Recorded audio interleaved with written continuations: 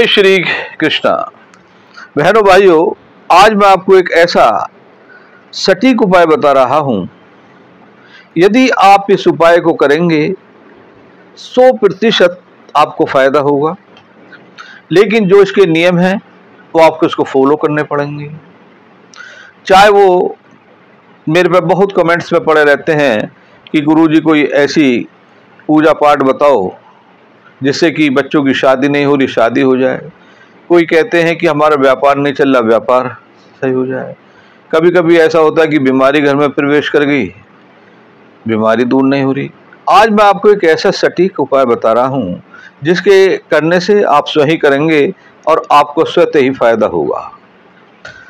कुछ चीज़ें ऐसी होती हैं जिन्हें हम नियम के अंतर्गत करना पड़ता है और उसकी टाइम की पाबंदी होती है। आप इसे ध्यान से सुनें, वीडियो को बार बार देखें और समझें। इसका क्या है कि आप कोई पीपल का वृक्ष देखें आसपास, जैसे मंदिर में हो या कहीं भी ऐसी जगह देख लें कि पुराना वृक्ष हो।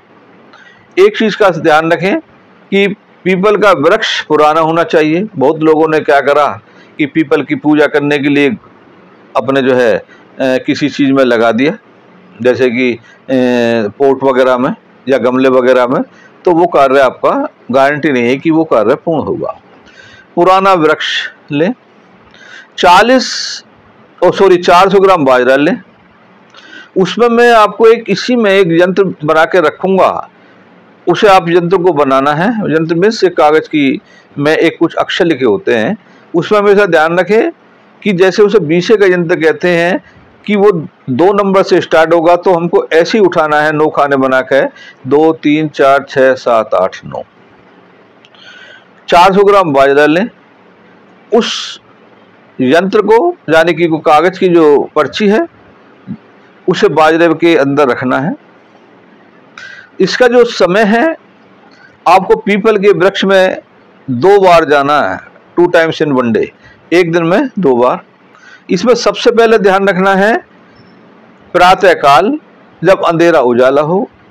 उस टाइम में होता क्या है, एक अभिजीत नक्षत्र होता है, उस समय पर किया गया कार्य अवश्य ही पूर्ण होता है। फिर एक समय आता है सायकाल, जब अंधेरा होता है उजाला होता है, जिसे देसी भाषा में हम झोला मोला कहते हैं। एक टाइम उस पर जाना। प्रातःकाल हमको क्या करना है, हमें नहा के स्नान करके, यदि किसी कारणवश हमारी तबीयत सही नहीं है, हम हाथ पैर मुंह धो के भी जा सकते हैं, लेकिन मन को शुद्ध रखें, श्रद्धा से करें, क्योंकि श्रद्धा से किए गए कार्य पूर्ण हो जाते हैं। विशेष फिर मैं बार बार कहता हूँ, प्रातःकाल अंधेरा उजाला हो। जो मैंने 400 ग्राम बाजरा लिया है, बाजरे में वो पर्ची रखनी है और उस बाजरे में से हमें इतना ले जाना है कि वो हमारा 40 दिन चल जाए, क्योंकि हमें 40 दिन जाना। सबसे पहले घर से हम 1 लोटा जल लेके जाएंगे, 1 पुड़िया में बाजरा लेके जाएंगे, पीपल महाराज को स्नान कराएंगे और उस बाजरे को चढ़ाएंगे और अपने विश कहेंगे कि हे पीपल महाराज, हे ब्रह्म देवता, हमारा ये विश पूरी कर दीजिए। ध्यान रहे, विश एक रहे, अवश्य पूरी होगी। यदि आप अनंत विश लगाएंगे कुछ पूरा नहीं होगा। फिर सायकाल फिर एक ऐसा ही समय आता है, ओला झोला देसी भाषा में कहते हैं, जब अंधेरा उजाला होता है। ये डिपेंड करता है सूर्य में, क्योंकि सर्दियों में 5:15 बजे अंधेरा हो जाता है और गर्मियों में 7:30 बजे नहीं होता। हमें तो केवल ये ध्यान रखा है कि उजाला और अंधेरा हो। लंबी बत्ती की सरसों के तेल का दीपक जलाना है और हमें फिर विश कहनी है। ध्यान रखिए, विश केवल एक ही हो। इस पर किसी भी चीज़ का कोई पाबंदी नहीं है। जैसे बहनों को पीरियड हो जाता है, इसकी कोई वो नहीं है। विशेष ध्यान रखें, संडे को जाना नहीं है, संडे का दिन काउंट हो जाता है। इसका सबसे बढ़िया तरीका क्या होता है कि कोई कैलेंडर वगैरह ले लीजिए, उस पर आप निशान लगा दीजिए और संडे में क्रॉस लगा दीजिए कि हमें संडे को नहीं जाना। हमेशा ध्यान रखें, बड़े ध्यान से सुने कि कभी भी हमें जो है कोई भी कहे हमें संडे के दिन पीपल पर नहीं जाते हैं क्योंकि हर दिन लक्ष्मी का वास रहता, ब्रह्मवास रहता, लेकिन संडे के दिन इसमें दरिद्रता का वास होता है। इस विषय में आपको एक बिल्कुल हकीकत की, रियल की आपको एक कहानी भी बताऊंगा। संडे को नहीं जाना, संडे का दिन काउंट हो जाएगा 41वें दिन, जब 41 डेज हो। अगर वो संडे को पड़ जाता किसी कारणवश तो हम अगले दिन लेंगे, मंडे को। हमें 5 धुली उड़द की दाल की पकौड़ी बनानी है, एक डोने में 5 पकौड़ी। और सुबह सुबह या हम रात को बना के रख सकते हैं मीठी सोट, सब जानते हैं मीठी सोट कैसे बनती है। थोड़ी इमली ले लेते हैं, गुड़ ले लेते हैं, उसे बना लेते हैं, नमक गिरते नहीं है उसमें। एक डोने में वो ले लेते हैं और एक डोने में वो ले लेते हैं। बहुत से सॉस वगैरह ऐसा नहीं करना, घर पर बनाना, शुद्ध होना, क्योंकि हमें देवताओं का भोग लगाना है। फिर अपनी विश करेंगे।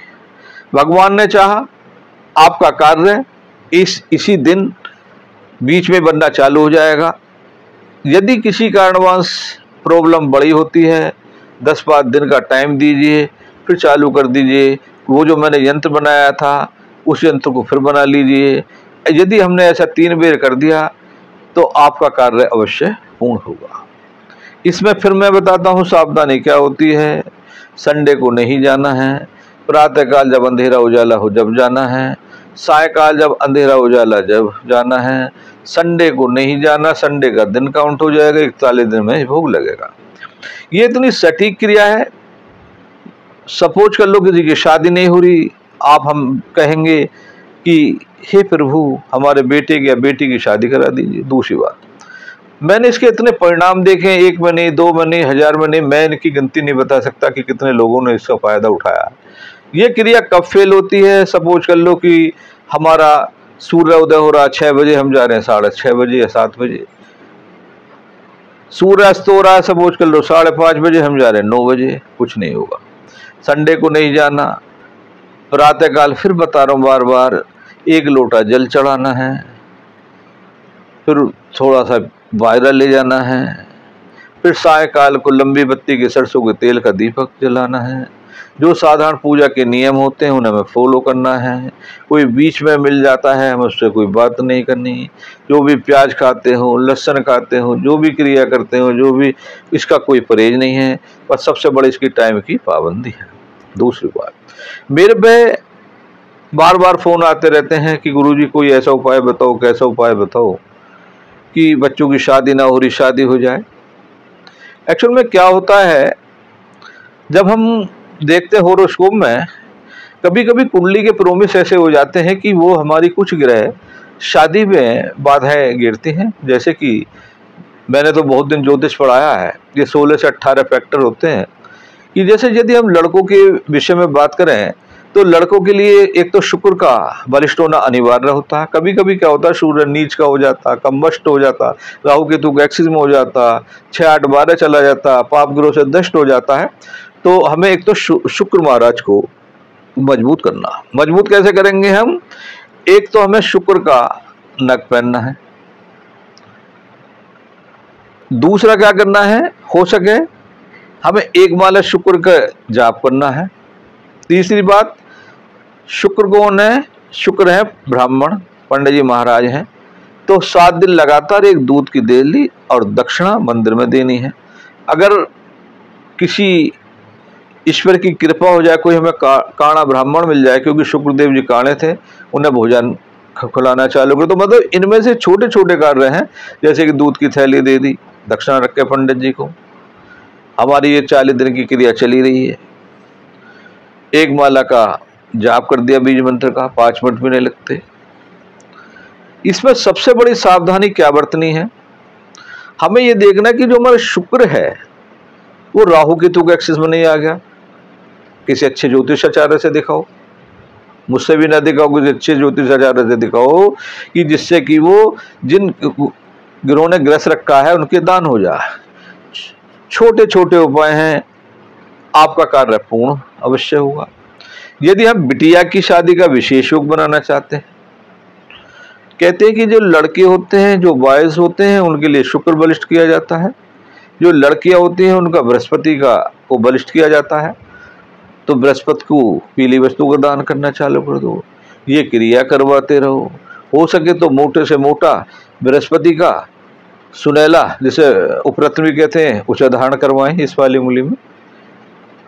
आप देखेंगे कि बहुत ही जल्दी आपका कार्य पूर्ण होगा। यदि किसी कारण बृहस्पति नीच का है, अस्त है, 6, 8, 12 है, कम्बष्ट है, पाप ग्रह से फंस गया है, उन पापों को उसके बीच में से निकाल दो। आप कहेंगे कि मैंने 45, 46, 46, 46, 48, 48 साल के जो युवक थे, मैं तो युवक ही कहूँगा जब वो खुद ही उन्हें बच्चे कहते थे, टाइम रख के शादी का भगवान से प्रार्थना करके उन्हीं लोगों ने मेहनत करी, उन्हीं ने उपाय करे। कहीं कहीं तो ऐसा हुआ कि जब 41वां दिन था उसी दिन उनका कार्य पूर्ण हो गया, पता उसे लड़के को अपना गए। ऐसे ही वीडियोस में के साथ आपको मिलता रहूँगा। आपकी कोई भी परेशानी हो वो मुझसे पूछ सकते हैं, लेकिन एक चीज़ का विशेष ध्यान रखें कि जो भी पूजा पाठ होती है उनका एक समय होता है, एक नियम होता है, करने के तरीके होते हैं। यदि आप उसको फॉलो करेंगे तो आपका कार्य पूर्ण अवश्य होगा। किसी भी कार्य को पूर्ण करने के अनेक तरीके होते हैं, जैसे कि दुर्गा सप्तशती की मैं बताऊंगा, इनकी महिमा बताता रहता हूं कि घर में आप अखंड ज्योत जला दो, 41 दिन की जला दो। आप देखेंगे कि आपकी जो भी विषय, चाहे वो मैरिज की हो, चाहे व्यापार की हो, चाहे कोई प्लॉट न बिक रहा हो, चाहे नौकरी की, आपकी पूर्ण अवश्य होगी। ईश्वर, फिर मैं क्यों मैं गीता फॉलो करता हूँ, मैं गीता की बात बताता रहता हूँ, क्योंकि गीता साक्षात नारायण के श्री मुख से है, जो कि इस पूरे ब्रह्मांड के स्वामी हैं। वो कहते हैं कि देवताओं का और मनुष्य का एक आपस में कॉम्पैक्ट है, सामंजस्य है। यदि हम देवताओं की पूजा करते हैं तो देवता हमें मन निश्चित फल देते, लेकिन उनके करने का तरीका होता, उनके भोग अलग अलग होते हैं, उनके विधि विधान अलग अलग होते हैं। हम खुद ही करेंगे, हम खुद ही फायदा उठाएंगे, बताऊंगा मैं। मिलते रहेंगे आपको ऐसी ही वीडियो के साथ। और आपको कोई भी किसी चीज़ की जानकारी लेनी हो, आप कमेंट बॉक्स में ज़रूर लिखें। मैं आपकी सेवा में हमेशा तत्पर रहूँगा। जय श्री कृष्णा।